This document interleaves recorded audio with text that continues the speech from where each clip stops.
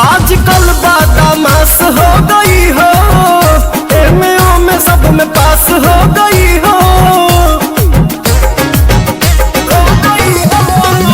आजकल बदमाश हो गई हो, एमओ में सब में पास हो गई हो। अब आइए न चूमा लीजिए मेरे मरद, अरे मेरे मरद महोदय जी, लब का उद्घाटन कीजिए मेरे मरद महोदय जी, लब का उद्घाटन कीजिए।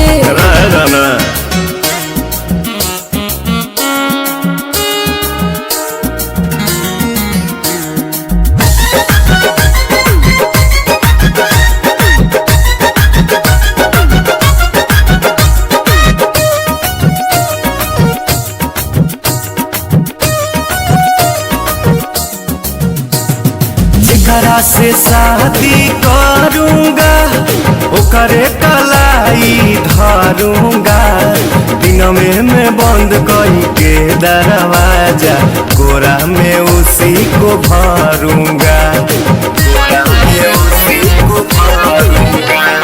जेकरा से शादी करूंगा ओकरे कलाई धरूंगा, दिन में बंद कई के दरवाजा, कोरा में उसी को भरूंगा। मेरे राजा जी ऐसे न बोलो, लाज शर्म के शटर पा खोलो, दूध में हल्दी मिला के पीजिए मेरे मरद। अच्छा मेरे मरद महोदय जी, लब का उद्घाटन कीजिए मेरे मरद महोदय जी, लब का उद्घाटन अरे कीजिए ना। और न रे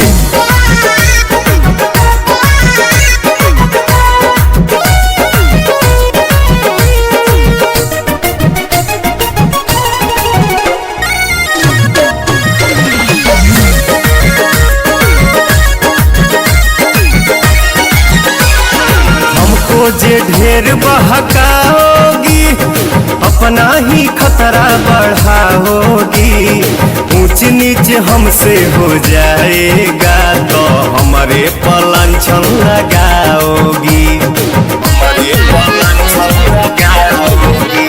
सुन, हमको जे ढेर बहकाओगी अपना ही खतरा बढ़ाओगी, ऊंच नीच हमसे हो जाएगा तो हमारे पलांछन लगाओगी।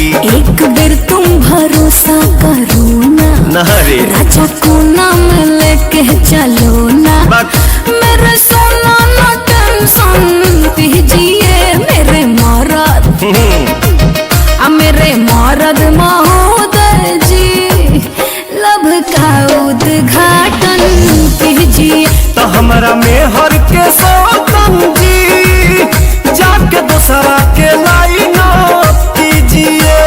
प्रणाम मेरे मरद महोदय जी, लब का उद्घाटन कीजिए मेरे मरद महोदय।